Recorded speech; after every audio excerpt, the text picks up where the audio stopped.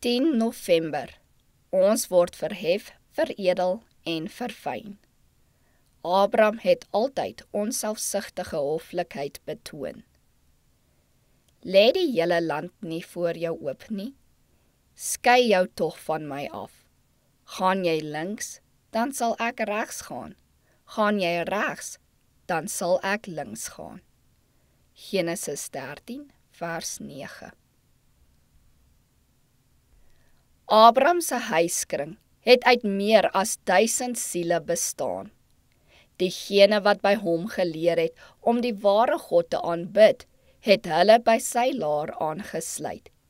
En hier, net soos in 'n skool, het hulle onderrig ontvang wat hulle sou voorberei om verteenwoordigers van die geloof te wees.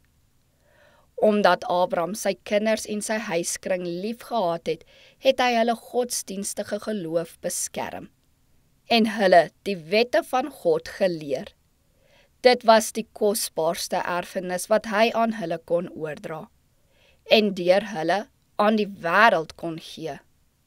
Almal is geleer dat hulle onder die reëls van die God van die hemel staan. Ouers moes hulle kinders nie onderdruk nie en kinders moes nie ongehoorsaam wees nie.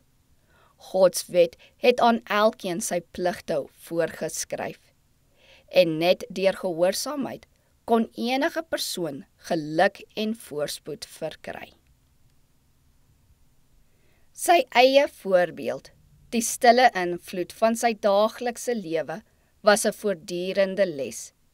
Die onwankelbare eerlikheid, die welwillendheid en onselfsugtige hoflikheid wat die bewondering van konings afgedwing het, is in elke huis betoon.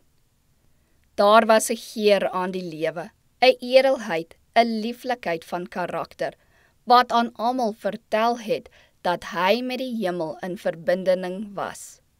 Hy het nie die siel van die nederigste diensbode verwaarloos nie. In sy huishouding was daar nie een wet vir die heer en een vir die knegg, 'n koninklike weg vir die ryke en 'n ander vir die arme nie. Almal is met regverdigheid en meegevoel behandel. Hy was 'n man van geloof, wat altyd die beginsels van die strengste onkeerbaarheid nagevolg het. In al sy sake transaksies was hy hoflik en eerbaar. Sy lewe is deur Christelike hoflikheid beheers, en hy het die diens van God voor enige iets anders gestel. Hy sou nie 'n haarbreedte afwyk van die Christelike beginsels nie. Dit is in die vermoë van elke persoon om Christelike hoflikheid te beoefen.